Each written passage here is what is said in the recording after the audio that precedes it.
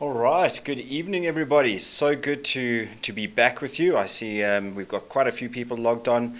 My name is Andrew Beck, and as you know, you're joining me for a discussion on whether you should be considering Canon's mirrorless bodies for your wildlife photography. Very excited to present this to you all this evening. As you know, if it is your first time joining us, there is a chat function which I don't actually get to see. So please, by all means, go ahead, load questions and chat amongst one another. And whilst I just do a bit of an intro, please drop us a message on there. Let me know where in the world you are joining us from. Hi, David. Good to see you with us again. Nicholas Deloche, I'm not too sure why you are here, but I'm glad that you are here because I know you've just returned from the Masai Mara and you've been shooting with an R5. So I think the decision's already been made on that front. Hi, Joy from the Netherlands. Fantastic to have you with us. Guys, at the bottom, you will see that you have a Q&A section as well. So I'm going to trawl through that towards the end of the presentation and just kind of answer any questions that may appear there. So that's really what I'm hoping for, is that there's going to be a lot of good questions coming through there, because I'm sure there are a lot of questions around the mirrorless systems and the benefits and the kind of downside to it potentially. So please, throughout the webinar, do me a favor and load as many questions into that Q&A section as you would like, and I'll get back to them towards the end of the presentation. Jukka, great to have you all the way from Finland, and Lindsay from Canada, great to have you with us as well. Kerry Mills, fantastic. Thank you for joining us, Kerry. Right, so I think everyone kind of gets the gist of how the system works. Please remember to load those questions into the Q&A section.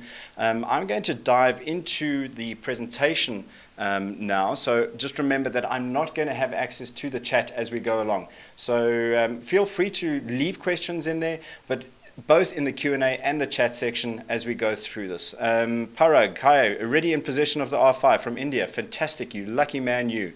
Right, guys, without further ado, let's get straight into the presentation that I've prepared for us for this evening, coming to you from our New Look studios here. So lots of cool gadgetry on the cards here. All right. So, the evolution of the mirrorless system, and I'm going to be touching on the kind of the bigger picture when it comes to mirrorless, but I'm going to be focusing on Canon. And I think, you know, when mirrorless was a bit of a buzzword a couple of years ago, people started to think, well, this is going to make my life a lot easier. There was the micro 4/3 system which came through, which is a much smaller sensor. It gives you a kind of a 2 times crop factor, if you will, turning a 300mm lens into a 600mm lens. And obviously with that becomes a lot more space in your camera bag and a lot less weight. And that really was the buzzword around the mirrorless systems, with certain brands kind of going in that direction. And that's changed somewhat over the last couple of years. And for those of you who are interested in the Canon system, you're probably going to be disappointed to find that there's not a hell of a lot of change in terms of size and weight for the most part. But there are a lot of other potential benefits.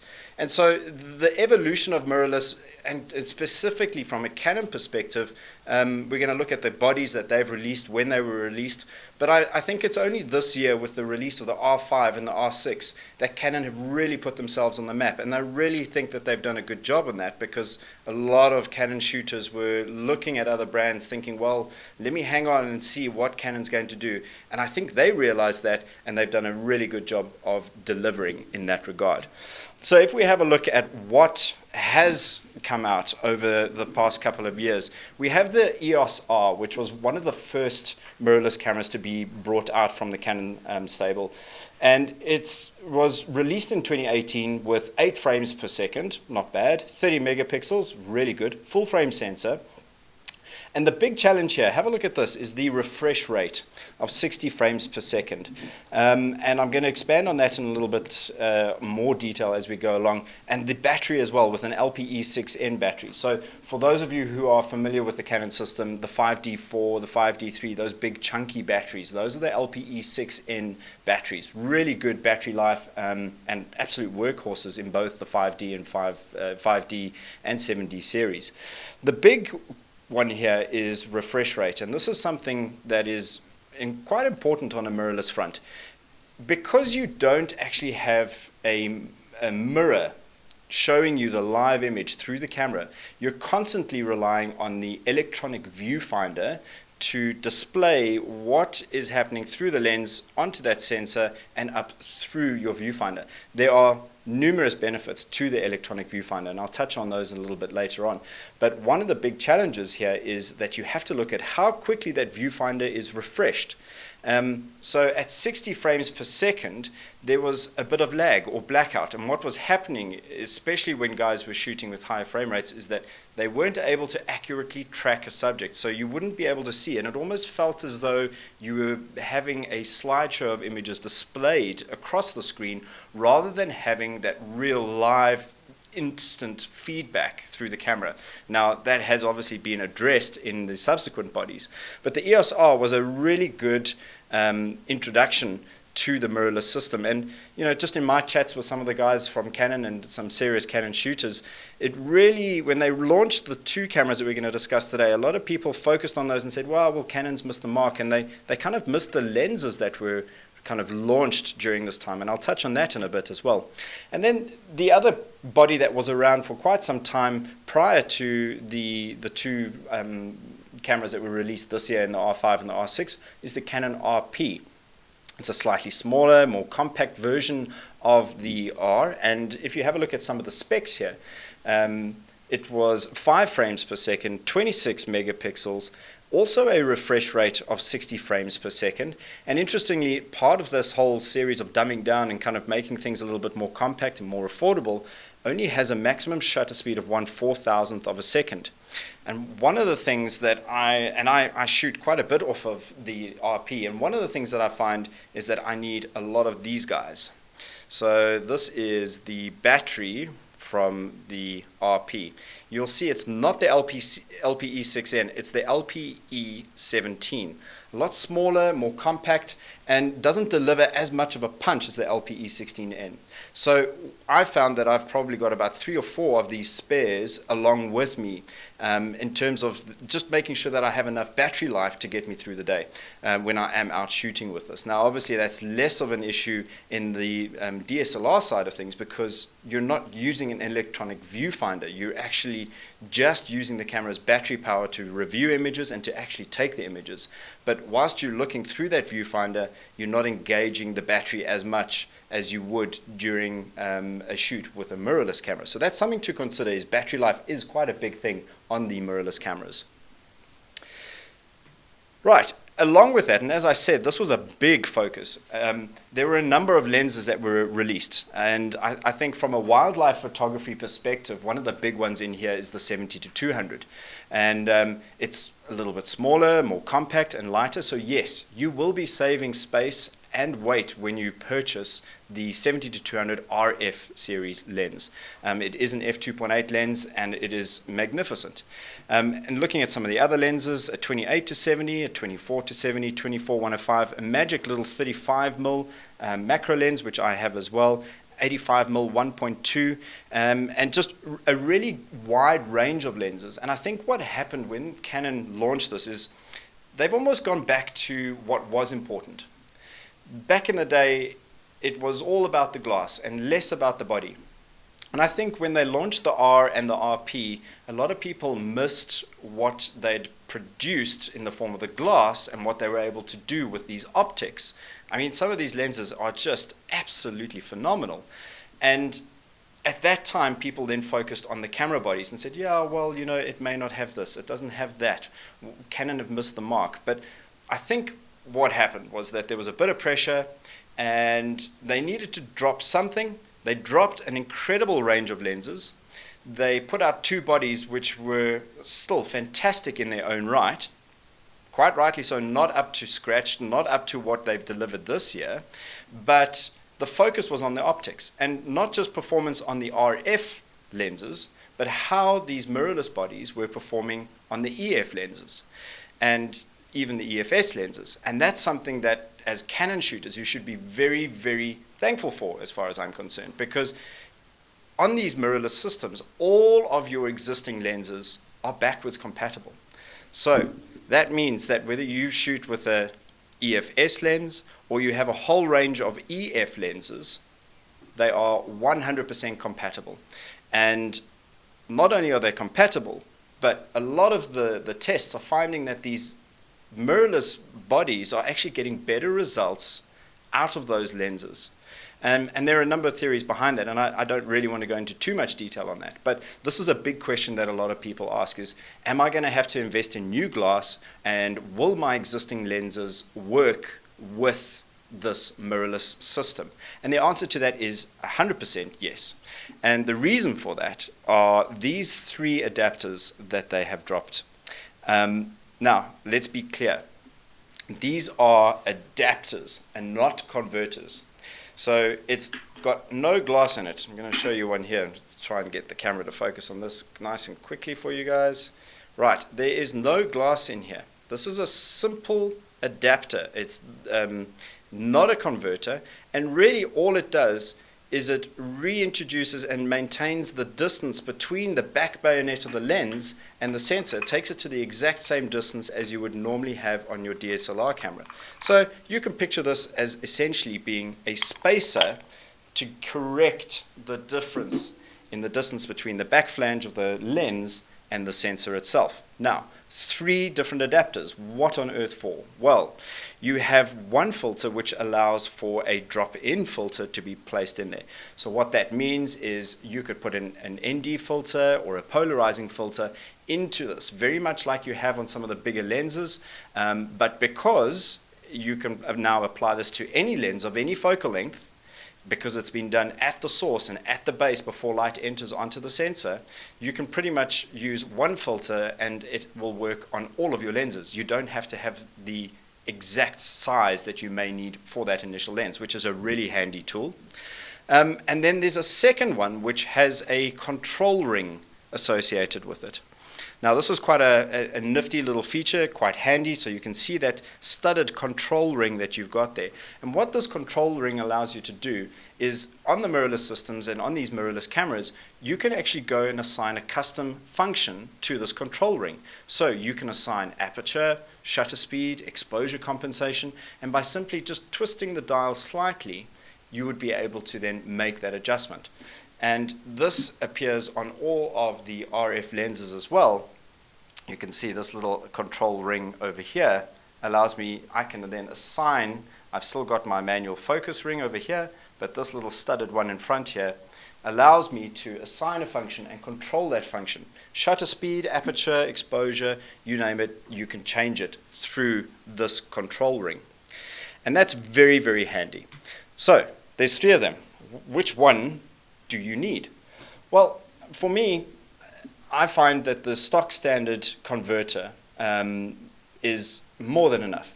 I'm very comfortable in the way that I have my camera set up in terms of my controls and the dials. So whilst the control ring is quite handy, and I've used it a couple of times on RF lenses, I find that I'm less inclined to use it than it's actually needed. So I would suggest that either the one with the control ring or the stock standard adapter is going to be fantastic and more than enough for what you would need.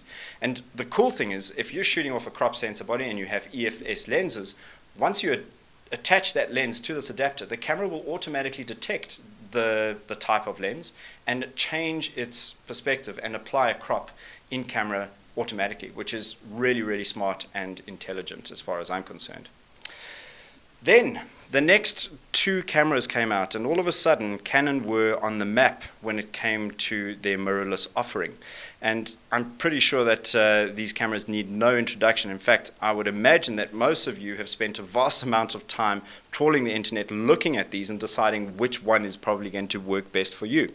Now, the flagship is obviously the R5, released earlier this year, 20 frames per second at the top end. Now, there are a couple of things to just touch on here. If you look at the details around when you would be able to get 20 frames per second, there are a couple of variables that need to come into play here. You've got to have the right amount of battery charge set up. You've got to have the right lens attached, because some of the lenses are not able to actually control an aperture mechanism at 20 frames per second. And it is also a feature within the camera where you're able to decide whether you're going to have an electronic shutter or a or a mechanical shutter. Now the electronic shutter is what's going to get you up to that 20 frames per second, whilst the mechanical shutter is still going to give you 12 frames per second. There's a lot more tech behind it, but essentially it's differences between curtains, which are going to be open and closed, versus live reading straight onto the sensor and then processing out of there. So whilst the 20 frames per second is very, very exciting, you're not always going to reach there, but let me tell you, 12 frames per second, that's nothing to turn your nose up at. 45 megapixels on the R5. Now, let's just stop there for a second and just think about this. You've got something which has got a resolution of like something along the lines of the 5DSR, yet it's shooting at a frame rate like a 1DX. Now, that is an incredible feat of technology. And in order to do that, obviously, there's got to be some changes to the memory cards. And so there's a CF Express card, which I'm going to show in a little bit now. One of the big things here compared to the R and the RP is the refresh rate of 120 frames per second. And if you've done any reading online, a lot of the concerns were, is there blackout? Is there a lag in the feedback? And I can tell you absolutely, without a doubt, there is none of that on either the R5 and the R6 because of this increased refresh rate. Now, it's double what it was on the initial cameras that the guys launched back in 2018 and 2019. The electronic viewfinder has a 5.7 million dot display, and like I've said, the CF Express card. Now, this is an interesting one because if you are going to be investing in this camera, you're going to need to upgrade to this. Let's jump onto focus. Come on, I'm here. Can you see me? This little CF Express card is quite, come on, there we go. It's quite rugged and robust and is a fantastic system. This appears in the 1DX Mark III as well that has dual CF cards.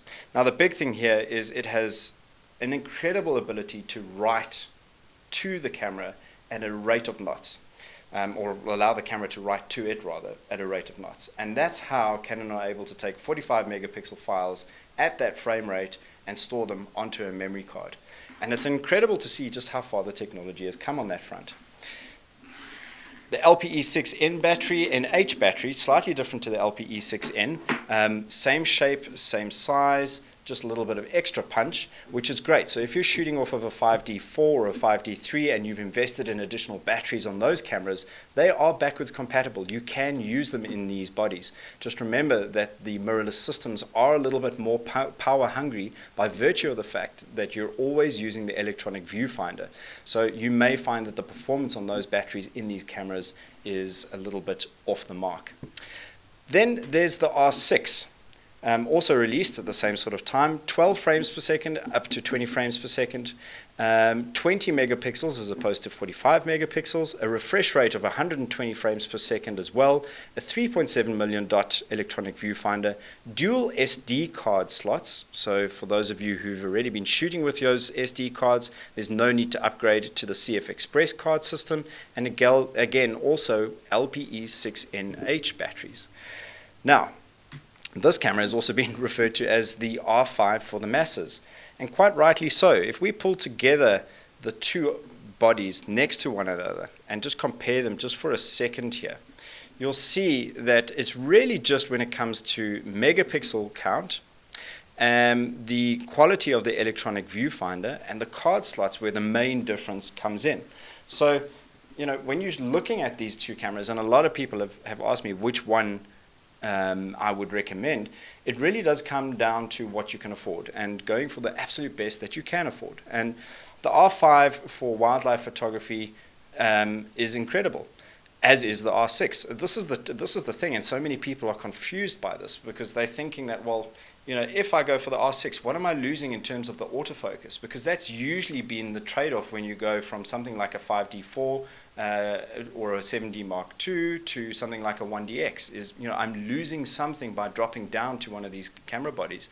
And that really isn't the case with the R6. It is an incredible piece of kit, and the autofocus is every bit as good as it is on the R5. And, you know, if you're not needing 45 megapixels and if you're not wanting that, 20 megapixels is more than enough. The 1DX3 shares a very similar sort of sensor to the R6, the same sort of resolution.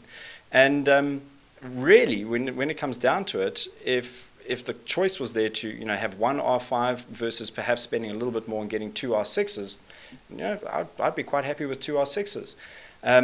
But with the R5 is without a doubt one of the greatest cameras to have been released this year, and I think it's going to be a workhorse for many genres of photography for a number of years to come. It really is an incredible piece of kit. So looking at these two, if you have questions around which one is best for you, let me know. You can either leave a Q&A section in this chat now, or you can drop me an email or set up a time for us to connect, and I'll gladly help you find the right camera for you. Now, as if that wasn't enough, Canon went and dropped even more on us this year from the mirrorless system. And that came in the form of the RF 800mm and the RF 600mm f11 lenses. I've shot with both of these lenses, and I can tell you what, it is an incredible piece of kit and an incredible feat of engineering. To put it into perspective, this 800mm f11 weighs less than the 100 to 400 Mark II, and is only slightly bigger. It has an interesting system where you can close up versus being open, and that's why on this top diagram you've got a section there where you can see it kind of expands. So it's a lot smaller than the 800mm f5.6. It's a lot lighter, and a lot lighter than 100 to 400. It is not an L series lens. It's not the same build quality. However, both of these lenses, the 800 and the 600s, are primes because they are built for one purpose only. They shoot at 800 or 600 mils only, and only at f11. And that's what makes them so special, is that they really are primes and they pack a powerful punch. And if I'm not mistaken, the 800 is coming in at less than $1,000. So from a South African perspective, less than 20,000 Rand. And that is a lot of bang for buck when you actually think about it.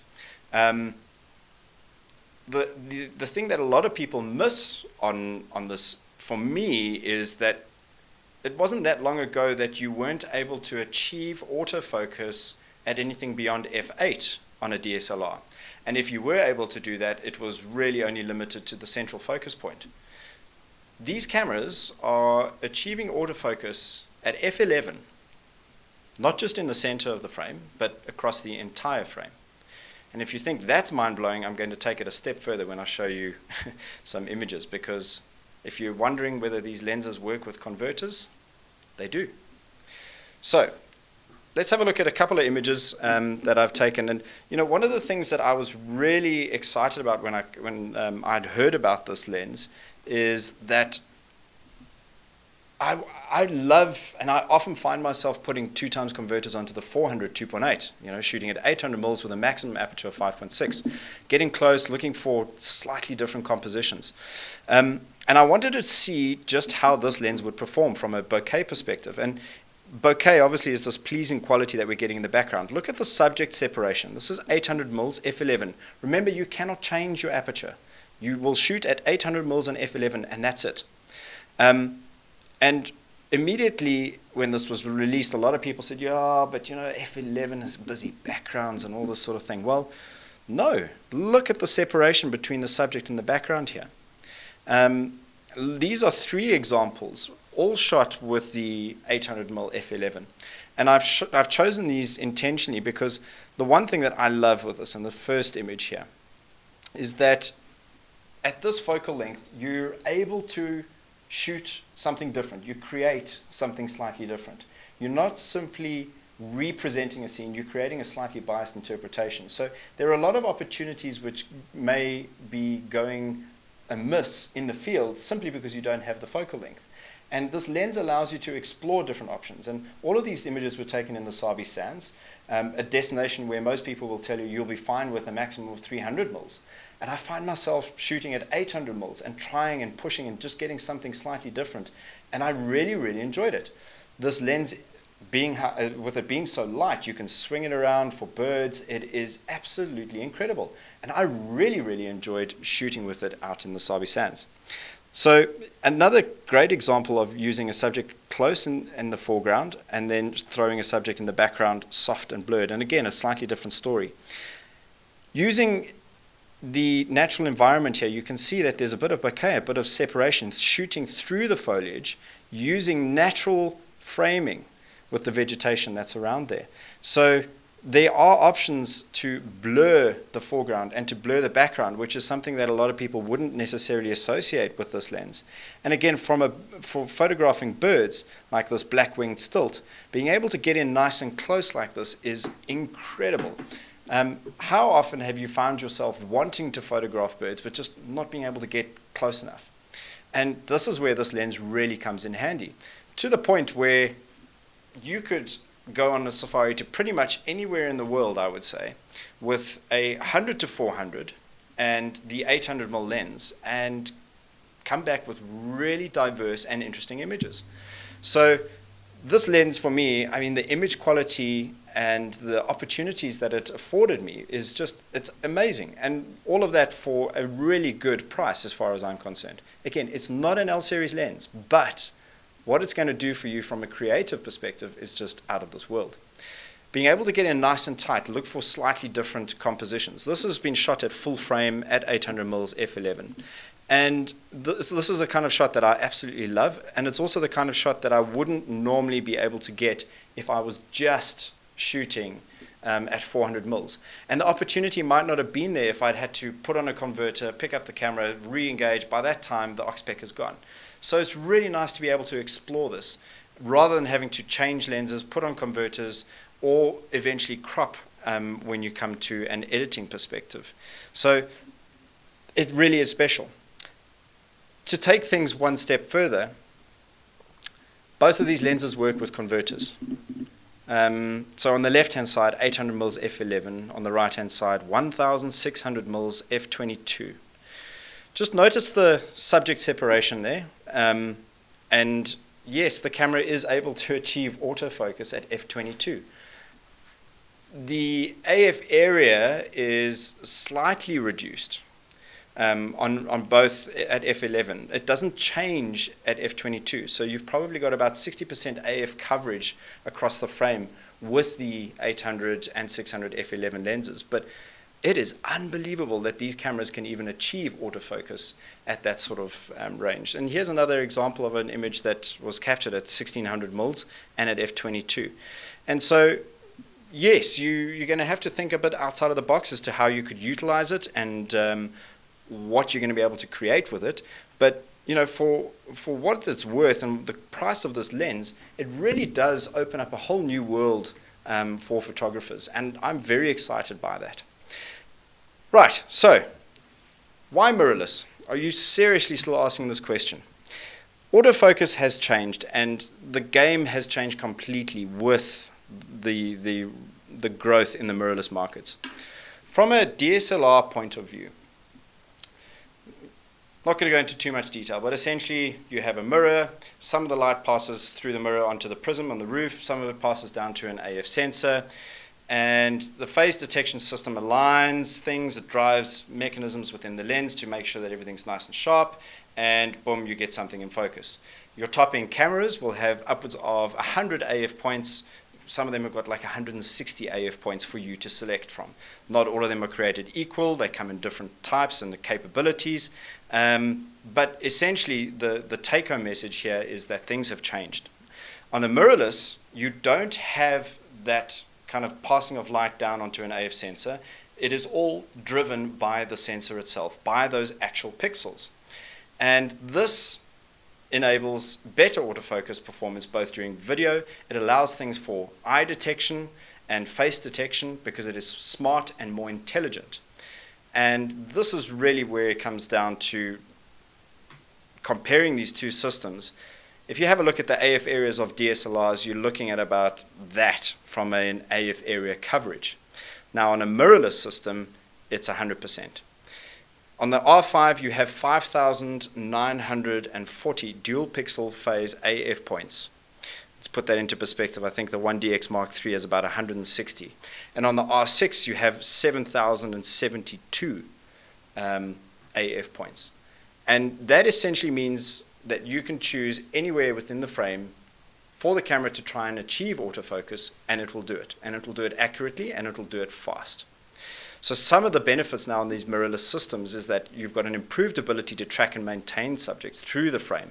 Now, through the frame means from edge to edge.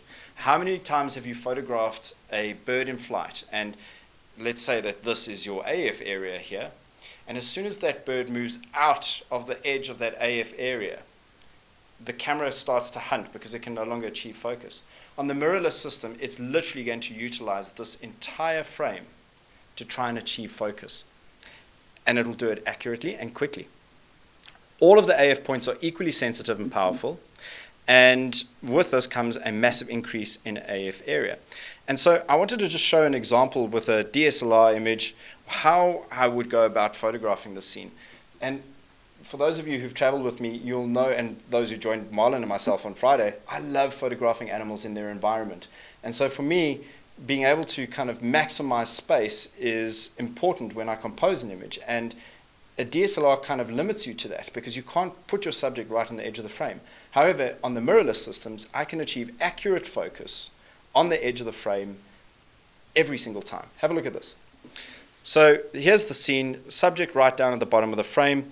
On a DSLR, I would have probably selected my nearest focus point to the subject, so moving my joystick a little bit further down to select this bottom right-hand corner AF point. I would then bring and tilt the camera down to the buffalo, a forest buffalo, this was in the Congo. Half depress or press my thumb onto the back button, get focus, take thumb off, and then recompose. Now the problem here is that this AF point might not be a cross-type AF point, which is looking for contrast in both a horizontal and vertical orientation, and it's right on the edge of the frame, which means we might have distortion. The subject could also move in the time that it takes me to focus on the subject and then recompose to my ideal composition. From a mirrorless perspective, I'm able to just simply drag my AF point right down onto the subject, get the ideal composition, and if you have a look at the detail, this is 100% crop. That is tack sharp on the edge of the frame. Now, that applies at night as well. Scenes like this, where typically when you are photographing at night, you don't want to have anything other than your central AF point on a DSLR because the other AF points are just not as powerful or as accurate in achieving that. And so what often happens is that your composition goes out the window when you're photographing in low light because you need the most sensitive and the most accurate AF point to try and achieve focus in the evenings. And I've been blown away by the ability of these cameras to achieve focus in low light off of the center of the frame, on the edge of the frame. And the level of detail that is in these shots is just unbelievable. This was with the R5, and this is now cropped into 100%. So for me, these kind of shots with a lot of space, the mirrorless system allows me to explore these options a lot more than it would on a DSLR. And something else, just from whilst we're on this, the AF area selection is quite cool. Not only do you have a bit of a joystick on the back of the camera, but you've got your screen, which we're going to touch on a little bit later.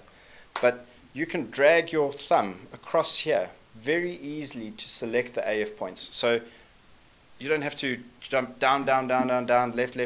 You go onto the back screen and you can use your thumb and you can increase the sensitivity. That's something with these cameras, is you can always fine tune it to work as hard as possible for you to make your photography more enjoyable. So it's very easy to select the correct AF point using that back screen rather than the kind of joystick control that we may be used to. This is a big one, Animal Eye and Bird Eye Autofocus. This was an absolute game changer, and I remember the first afternoon that I went out with the R5, and I think I've got this clip for you guys to see. And we'd gone out on a night drive, we found these lions, and we had a spotlight on them, and I picked up the camera. I had the R5 and the 100 to 400 Mark II attached. I'd zoomed in, I was at f5.6, low light, really wanted to see what the camera was capable of and how the autofocus system worked in these conditions. And there's a moment in this clip where you're going to see the AF area, the AF point, little blue square, jump into the dark. But it's not into the dark. I can't see it, you can't see it, but the camera has seen the lion's eye. And this is the other extraordinary thing with these cameras, is that they're able to achieve autofocus up to -6 EV. So that's a very dark scene, probably the equivalent of something like half moonlight. Yet these cameras are still able to achieve autofocus. Check this out. Watch here. You can hardly see that eye, but it jumps out into the darkness. These points there, until it finds the eye, it dances around the face. But once it's got the eye, it locks on and tracks. So when the subject is moving from left to right of the frame, if you move the camera, it will lock on. This is whilst we are still moving. And look at how quickly that camera just locks onto the eye here, maintains and tracks autofocus all the way through. So it's tracking left and right and as the subject approaches us. All you're doing is keeping your thumb on the finger, on the back button the whole time. Watch how the camera tracks all the way to the edge of the frame. Even as something as small as a woodpecker's head, you'll see every now and again it drops off and it maintains focus on the body, but once it finds that eye or that head, it locks on. So it has been an absolute game changer. There are certain subjects that I've found that it struggles with, but even when it comes across a scene like this, watch how quickly it picks up onto that fish eagle, finds the eye, goes into the body every now and again, but it's always hunting and always searching for the eye. And once it's locked onto that, it's very little chance of it actually losing it because of the ability to track towards the edge of the frame. So in terms of subjects where it struggles to pick up, things like leopards, because of those spots, I think it sometimes struggles to find the eye detail. The same with zebras, with the patterning and the stripes, and sometimes with giraffe as well. But hopefully you guys can see the power of this autofocus system. And a lot of people have said, well, does it make it lazy? Is photography, do you just point and shoot now? No, not at all. I think it's made it more exciting, and you're starting to push the boundaries of what is possible now. I've really enjoyed playing with these cameras and seeing the new ways in which you can kind of photograph subjects. It certainly has made bird photography a lot more interesting and a bit more challenging as well, because you're not just after the stock standard shot anymore. You're looking for something different. But it's the camera's ability to pick up on the eye which has really changed things. And I think for a lot of DSLR owners, you might be thinking, well, sure, will that be coming down the line? And I really don't think so. The 1DX3 is a bit of a hybrid camera in that once you go into mirror lockup mode, it essentially becomes a mirrorless camera, and you've got those kind of options. It has head detect and face detect, which makes perfect sense because it was built for the Olympics, and that's really what it was geared up for. Will this Animal Eye kind of feature filter down into a software update for the DX3? Possibly. Will we see it in other DSLRs? I really don't think so. And the other exciting thing with all of this is that,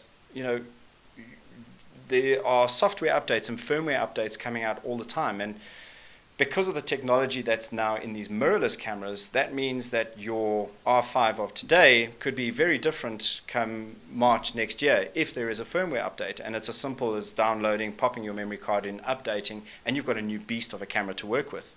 So I think that's quite an exciting thing from a photography and a camera owner's perspective, is that you're not continuously chasing gear, and that there will be software updates and firmware updates that will come through. The Animal Eye feature in the R5 and the R6, you can set priority, so for people or wildlife. So for those of you who have kids at home, and I have a little almost 5-year-old son at home, so I know how difficult it is to keep him in focus, given how quickly he runs around the garden. You select people priority, and all of a sudden you have this camera which is now just locking onto the eye of people. So this is the next section here. We have the flip screen, which is really useful for getting low angle shots. So on the left hand side here you can see a video where we've got low angle shots and what is actually happening in my viewfinder, and that's the resultant image. So often we want to get these shots, but on a DSLR we actually can't get out and try and get these angles. With the tilt screen of the mirrorless cameras, you're able to get low angles on here. So, should you consider Canon's mirrorless bodies? In my books, 100%. Mirrorless is going to be the future of photography. Cameras like the 1DX3 I feel are probably, I mean, that 1DX3 is going to be the swan song of the DSLR era as far as I'm concerned. I can't see how they're going to improve it and how much more tech and time is going to go into developing the DSLR system when they've been able to put out what they have in the form of the R5 and the R6. And I think that in combination with the RF glass and the fact that all of your existing lenses are going to be compatible, if you are looking to future-proof yourself, mirrorless is certainly the way to go. So what I'd love to do is just kind of go through some of these questions here. Let me have a look. I'm going to scroll through the main questions. In the meantime, guys, please, if you have detailed questions, please go and drop them in the Q&A section. Right, will the Sigma 150-600mm lens also be working? Yes, Peter, if it's a Canon mount, you can certainly use the RF adapter, and it would mount straight onto that. Nicholas, but you also need a specific card reader. Yes, for the CF Express cards, it is a very specific card reader. It's not cheap, just like the cards themselves, but it is a fantastic piece of kit. Which size of CF Express card do you suggest for the R5? So, Joy, go big or go home. When you're shooting a scene and you've got an incredible amount of frames that you're going to need to get through, you certainly don't want to be limited by that. That being said, I think the same principle would apply, and if I had the option, I would rather get two 128 gig cards than one 256 gig card. And the principle behind that is that if you have an issue with one of the cards, you've always got a spare then, and any images that may be potentially lost would be far fewer on a 128 gig card than if you had a 256 gig card. So if you'd shot past the 128 gig mark on a 256 gig card and something happened, you stand to lose all of those images, whereas if you had shot off a 128 and had saved that and then moved on to a second card, you would still have those images. So I would rather go for more smaller cards than one massive card, if that makes sense. Right, any other little questions here? I'm scrolling down. What is the biggest thing I've had to adjust to, and what is the biggest con against, David? So yeah, I think the biggest adjustment is the size in the hands. I'm used to shooting big things like the 1DXs, and I found quite a bit of balance in the 1DX and, say, for example, a 400 2.8. The R5 and the R6 are a little bit smaller. That being said, they do have battery packs and battery grips, so you can put two batteries in there, and it gives you a little bit of an extension and obviously allows you to shoot in portrait orientation.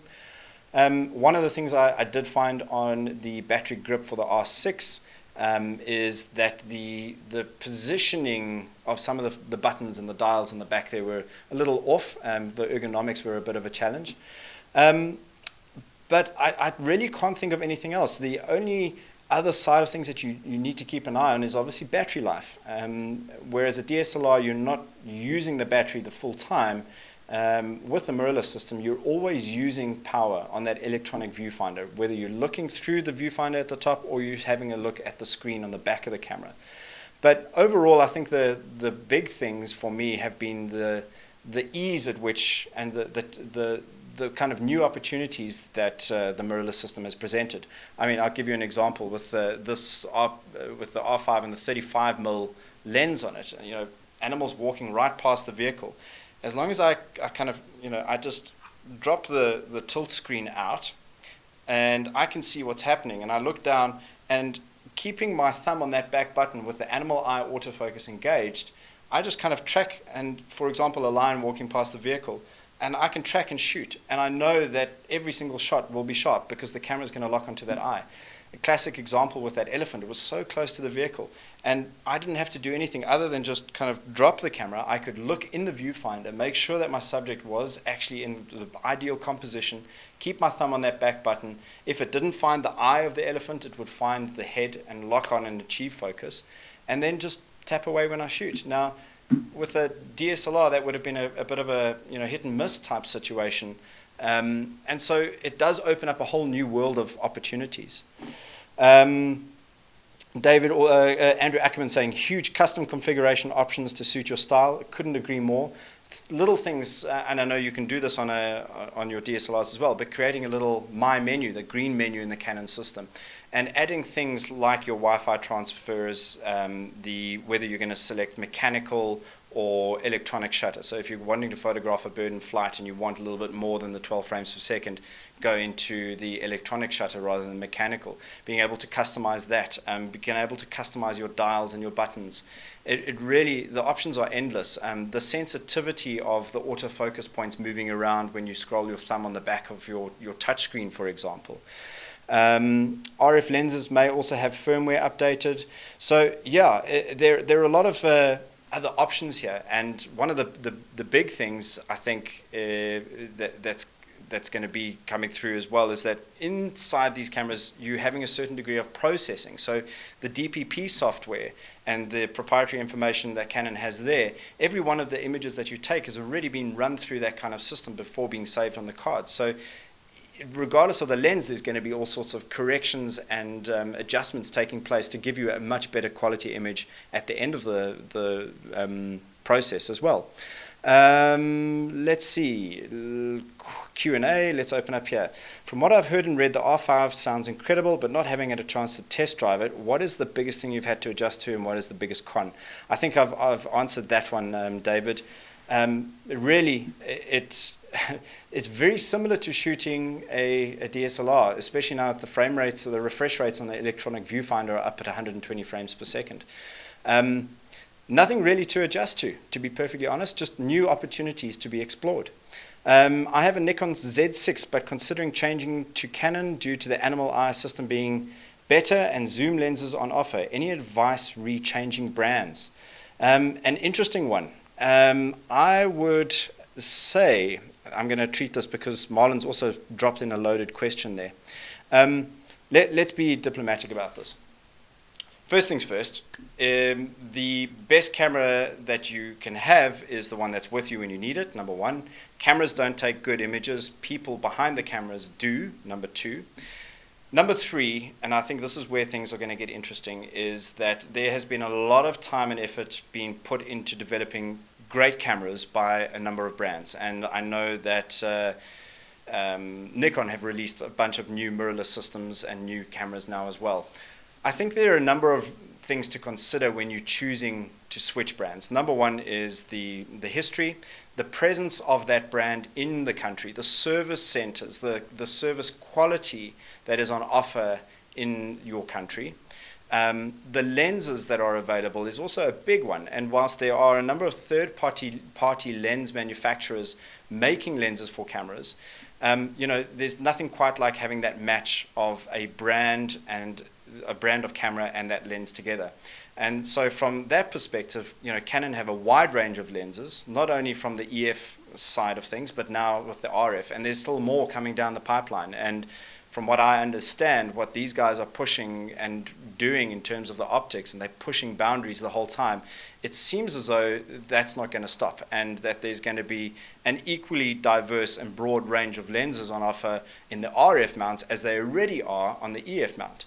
And because of the volume of lenses that the guys are going to be able to sell, because of the following and the number of people that are bought into the brand, the R&D costs that need to be recovered are going to be recovered over the sale of a lot more of those lenses. So that then has a price benefit for the consumer at the end of the day.